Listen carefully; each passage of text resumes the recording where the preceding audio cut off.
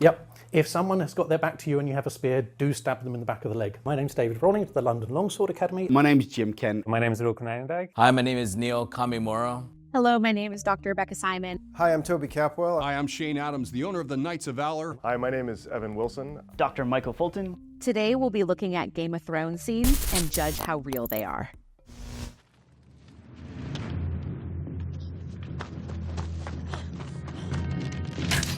It's got what we call a cant on the bow there. I tend to shoot with a little bit of a cant. It opens up the sight window as well. If your bow's up straight like that, generally the thing you're trying to shoot is going to be hidden by the bow. So I tend to drop the bow out of the way a little bit, which is what he's doing. He's clearly pointing one way, but you can see the arrow on his hand pointing the other way. And a lot of people call that the archer's paradox. The archer's paradox is the fact that the arrow's pointing off to the left when you're actually pointing at the target at the right. That's the paradox, and it's the flexing of the arrow that makes it travel down range.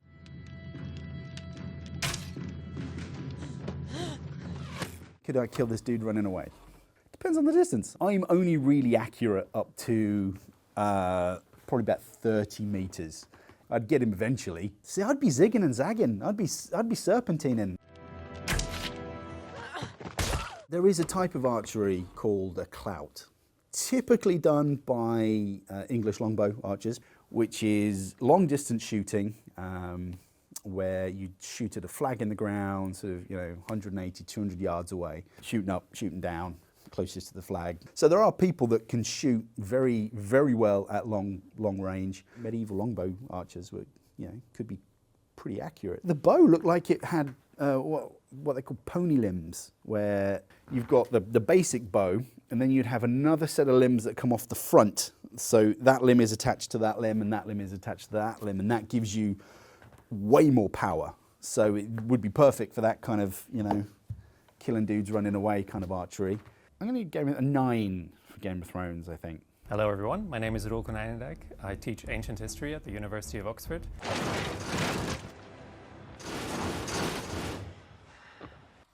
The coordination required to do this is completely impossible. There were battle formations where you would have shield walls in front and then spears sticking out to sort of drive the enemy back. Obviously the Macedonian pikemen are the big famous example. There are Mesopotamian examples from like way back 2000 BC. It wouldn't work like this though. You couldn't really form them in a circle. They would form up in blocks and they would maneuver in blocks, and that's hard enough.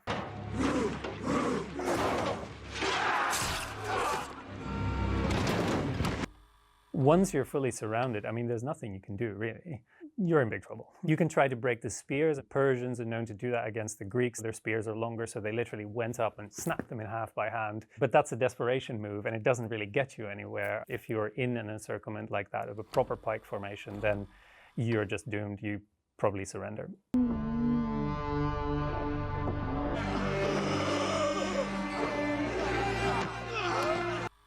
Crushes in battle do happen. But most of the time, when people do get crushed into a small space and the dead start piling up, it's because they're trying to run away and they can't escape because there's a river or a ravine or a wall and they get stuck there. The panic of a trample, they do depict that very well.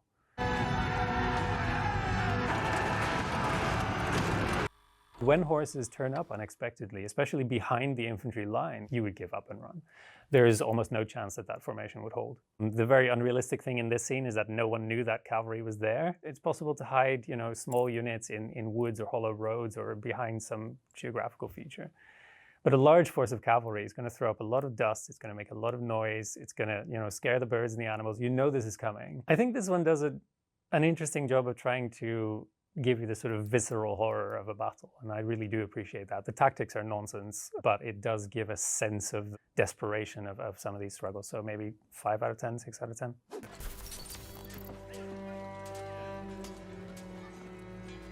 Again, they should have been digging ditches. Literally, all they do is just stand around carrying like spears from one point to another. You should be digging ditches, many ditches. Once your first ditch is ready, build another one.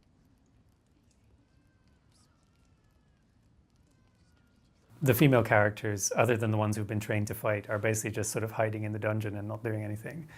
In actual sieges, especially when it was this desperate, they would just be expected to contribute. Women, children, old men, everybody does something Because there's always things that people can do even when they don't fight. You know, go and carry arrows and stones up to the people on the walls, go and put out fires, you know, help with water and food, help with clothing and the wounded. There's no way you would just stick them away in a corner somewhere.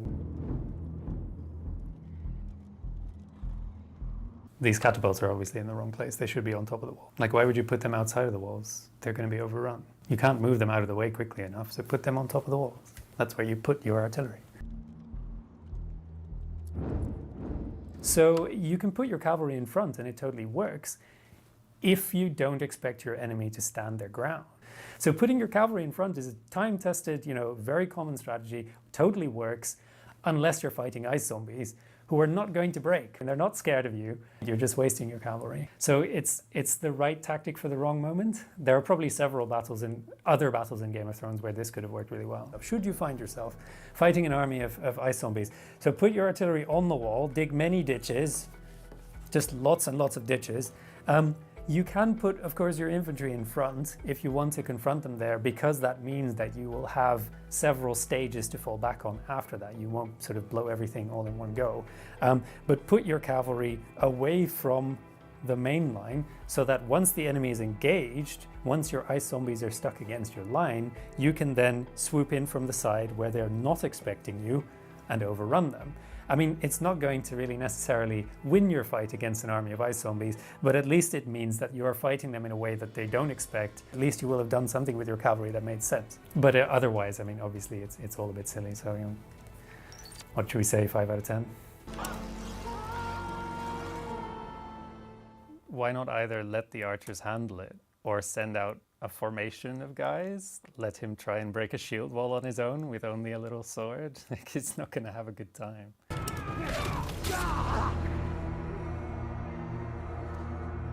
Obviously, every time he has to fight someone, he stops. That's when he would get shot. And he has to do that several times and then find cover, which just happens to be there. He's immensely lucky. He's basically wearing sort of premium grade plot armor. Also, I'm begging movie makers to please stop it with the orders to the archers. This never happened. The knock, draw, lose thing, it's not real. Don't let anyone convince you otherwise. The crab feeders men, the men in yellow, they actually have these swords and bucklers, which is a very particular style of combat where they have these curved swords and these very small shields. Usually they would have been made of metal, and you can actually use them both to guard yourself and to attack. So they have a very particular style of armor that you don't see in movies or TV series a lot. So.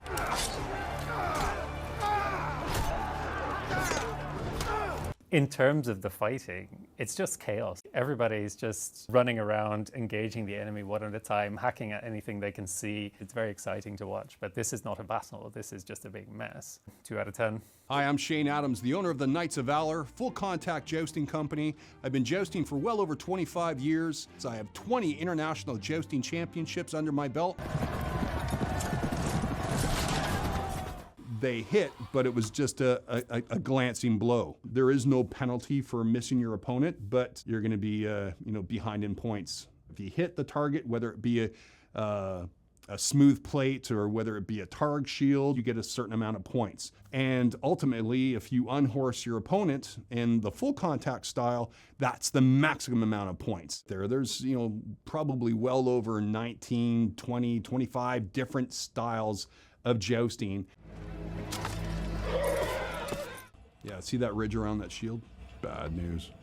You don't want a lip around the shield. You don't want any spot where that lance is going to connect and lock into the lip. You want to be able to deflect the lance away from your body. So, completely wrong shield. The jousting that was there, it was decent for a theatrical style joust. If there were true knights, they wouldn't be holding their shields like that. They're leaving themselves completely exposed from the top of the shield to throat, head. That scene where the horse actually does fall into the joust list, usually it would be the opposite way. So the person would be getting hit coming off to the right side. Based on the fact that we do real full contact jousting, we always drop the reins. So that way there, if you get off balance, you're not going to be pulling your horse to the extent that you're going to be pulling your horse down onto the ground with you. I'm 265 pounds. Add my armor, I'm 415 pounds. Riding a 2,000-pound horse, charging at 20, 25 miles an hour against the same opposing force. It's a car wreck. So when we hit, there is a lot of force being generated.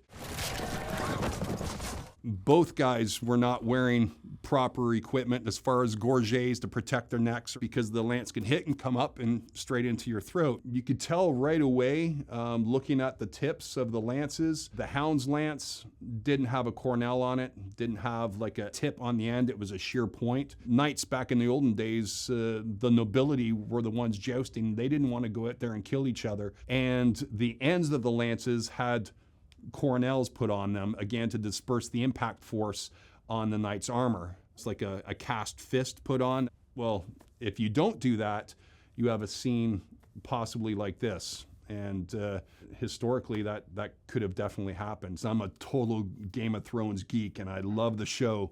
However, have to give it a 4. Hi, I'm Toby Capwell. I'm curator of arms and armor at the Wallace Collection in central London. Since I was a kid, I've been riding horses and fighting in armor. I've taken part in competitions, armored combat all over the world.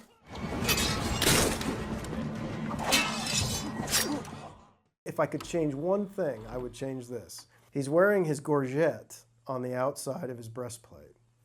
The gorget is that neck plate. He should actually have plates covering his throat. The gorget has neck plates in here, and it comes down and has this larger chest plate. That chest plate should be underneath the breastplate. And the breastplate has a turned edge to stop things sliding up into your face. But if anything does get past, it hits the gorget. But in Game of Thrones, they habitually put them on the outside, and it's a howler that I can't abide. Hi, my name is Neil Kamimura. I'm a bladesmith, blacksmith from Hawaii. My business name is T. Kamimura Blacksmith. It was established in 1932 Hilo from my great-grandfather.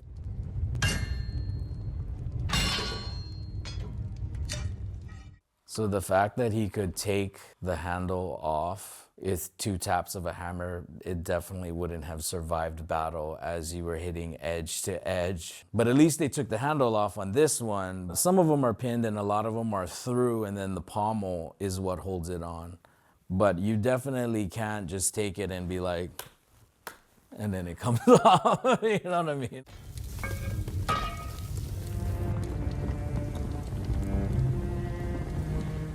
So when you're melting steel in like an open face crucible like that they were doing, one, there wouldn't be just like orangey flames, like it would be the most insane looking at the sun.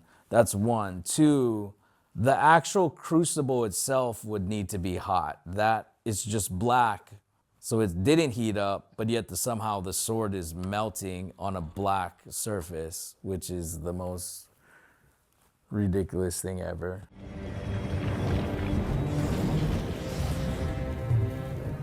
Swords that were poured and casted like that were bronze. They weren't steel. It takes about 3,000 degrees to melt steel, that kind of steel. Bronze is a lower melting temperature, so that was a lot easier to melt and cast. But when they do cast it, it wasn't in an open face. On both sides was it casted so that you pour it in the top and it fills up and makes a perfect mold. The sword would look like a cookie on a baking sheet, you know? So that's just bullshit.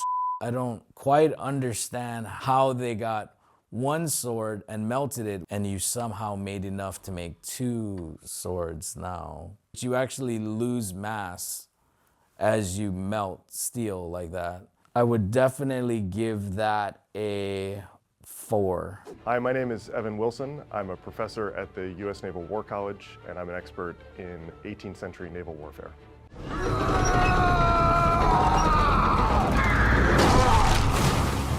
That's supposed to be sort of the bowsprit. That's the mast that sticks out the front of the ship. That's really essential to hold up most of the rigging of a ship. If you were to put elaborate metal claws on the front of it, you'd, first of all, probably not be able to sail the ship very well. Secondly, be very heavy on the front of your ship and cause your ship to go like this. You can run your ship into the other ship and then board it from there, but you do that by just clambering over your own bowsprit. You don't do it by like staging an elaborate entrance in which you just made yourself a target, right? I mean, they stand there shocked that it's Euron, but like, just shoot him. Flaming arrows, I would say no. That's not something that would work, mainly because to make a flaming arrow work, you probably have to light it on your own ship. And fire is by far the biggest threat to ships. Wood, canvas, pitch, tar, like this stuff is really flammable. Firing flaming arrows at someone else's ship is much more likely to set your own ship on fire than to set the other guy's ship on fire. The fact that they correctly identify that one of the greatest fears for a fleet would be fire, and that would be the thing that would make Euron scary, I think is accurate. Hi there, my name's David Rawlings at the London Longsword Academy. I'm a full-time swordsmanship instructor.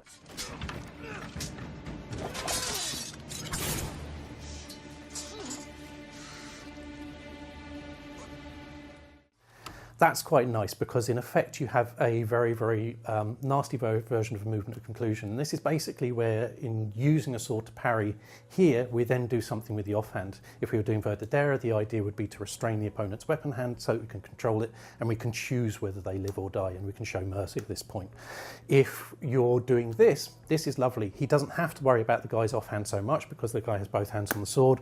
There's a closure off of the line and the guy giving him the distance because he doesn't have to move his feet, the guy's going to come and hit him anyway. He gets to push it aside, he gets to thrust through, he's got control of the opponent's sword still, and he gets to finish him. So that I actually quite like, that's pretty good. I'm not entirely sure holding your hand palm down with a longsword is a good way not to get the sword taken out. Oh my goodness, this is terrible. There is so much bad in this. Again, we're back on this idea that if you've got a longsword, you have to do this with it, and it has to be wide and spinny, and it has to be these big moves. It's meant to be dexterous. You have this idea that there's basically half an L, the idea of being this kind of space here, rather halfway between here and here. You don't want to be more than this way, far away from your opponent with the point at all times. So if they drive you away, you're trying to find a way to get your point onto them. Most longsword is intrinsically trying to dominate a space very, very close into the core of your opponent. If they move you sufficiently around, you're immediately back at another opening. If they stay tight on the blade and the angle's tight, just enough to parry like so, you'll try and drive the blade in, still maintaining contact on that. All this wide around movement is complete nonsense.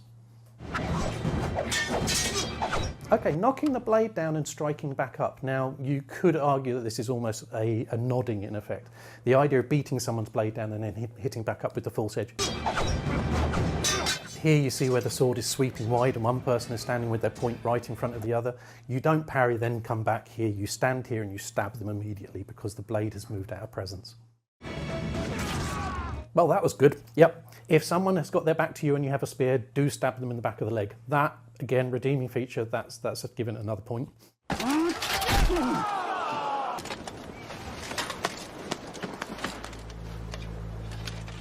Women did actually fight judicial duels, especially in Germany. Women, historically weren't knights. That's a fantasy element here.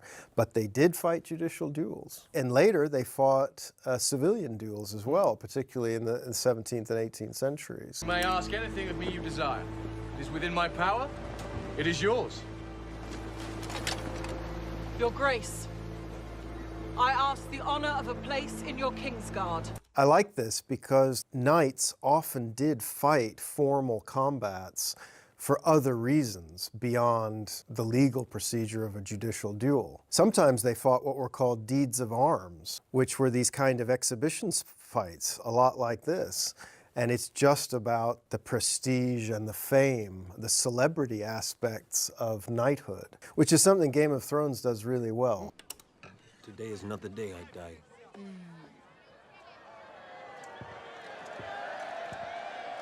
Both sides in this judicial procedure are fighting with champions, professional fighters who volunteered to act on their behalf. And that is absolutely a real thing. It's almost very much like having your own lawyer. This person will come and fight for you. I'm not sure quite this much exhibition jumping about is a good idea here. I'm a bit wary of anything that might give your opponent information about how you move and what you're capable of. I think it's potentially a good way of releasing your own adrenaline. If you stand there and you're very sort of like stoic and you're kind of then all of that adrenaline is coursing through your system and it makes your reactions very, very jumpy. So it's almost like this feeling of freeing up your limbs ready to fight.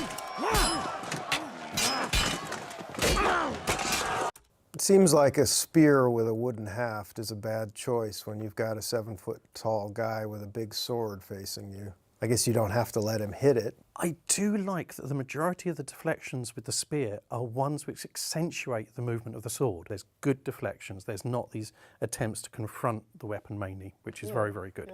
There's not very much of this just direct threat, changing through from side to side to side. There is an awful lot of movement around the opponent. Cavendish talk about getting behind your opponent. Marozzo talks about walking to their shoulders. Like a modern fencing match, just up and down. With very few exceptions, you're categorically trying to get the best, most advantageous position that takes your opponent's arms out of their natural position of strength. The way that we portray people who are incredibly large in general forms of fiction is massively fiction. That person who is immensely strong has to be, for some reason, uneducated and unable to move. And this is not true. You get some absolute premium, huge athletes who move fast. Nimble, terrifyingly fast, and are intelligent and use that to their own advantage. It would be nice, really, to see a fight that represents that. Not only is this person huge, but they have studied their art. Oh no, you can't die yet. You haven't confessed. Say it! He clearly has made a mistake with all this gloating. You've got to keep your emotions under control. You've got to stop with the pride and the celebration prematurely. A nightly kind of mental preparation is about keeping a very even kind of dispassionate mindset. I'm gonna go for a 7.5. I really, really like the way the spear moves. I hate the way the sword moves. I'd be willing to give it a 6. Hi, I'm Dr. Michael Fulton. I'm an expert at siege warfare and medieval fortifications.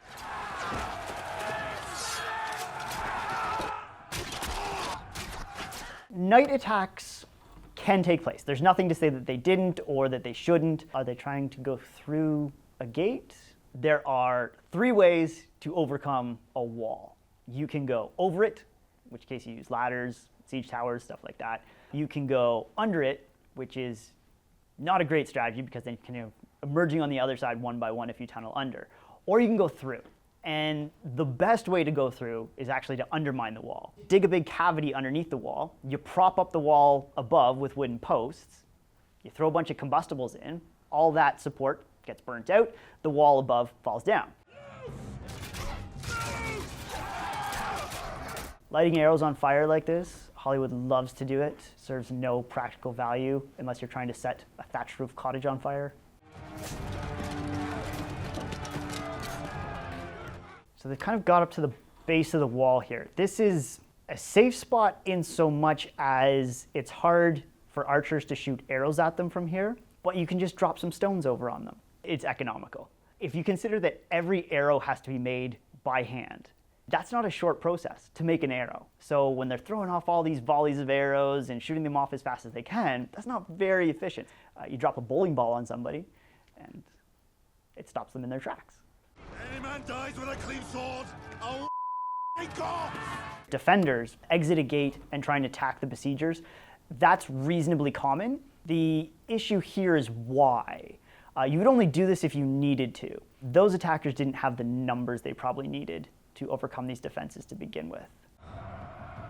In the medieval period, leadership is directly tied to military performance and prowess. So for a commander, they have to be aware of what's going on if they are kind of a warrior figure, which the most effective military kings usually were. So having someone on top of the wall, organizing things, definitely not beyond the realm of possibility. I don't quite see what they're going to accomplish once they reach the base of this wall. So I'm going to give this one maybe a 3 out of 10. Hello, my name is Dr. Rebecca Simon, and I'm a historian of the Golden Age of Piracy from the time period of approximately 1650 to 1730.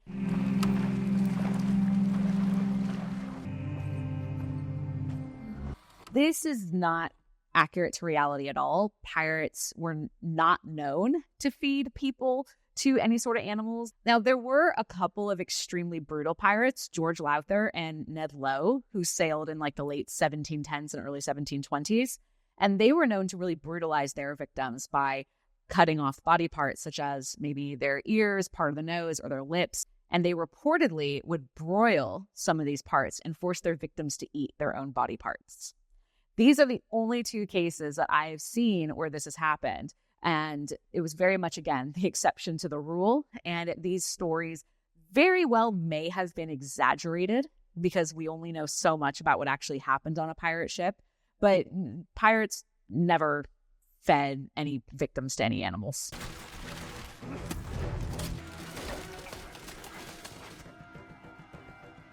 They're fighting against pirates who look to be land-based. They're not fighting these pirates at sea. They're fighting them in their pirate stronghold. Now, during the Golden Age of piracy, in the early stages, from about like 1650 until about the 1670s, we do see a lot of land-based pirates known as buccaneers. And a lot of them were initially French pirates who were exacting revenge against the Spanish. They had a lot of rivalry in terms of plantation islands during that time. And so that is something kind of interesting to note, is that they're taking sort of a detail possibly from the early stages of the Golden Age of piracy here, being that they are pirates fighting on land rather than at sea. Well, another thing to note is that the captain, he's not really engaging in battle very much. He's not fighting with the crew. That's common. Pirate captains were the ones to oversee the battle. They were the ones giving the order. I would give this clip a 1 out of 10. There's nothing accurate in this at all.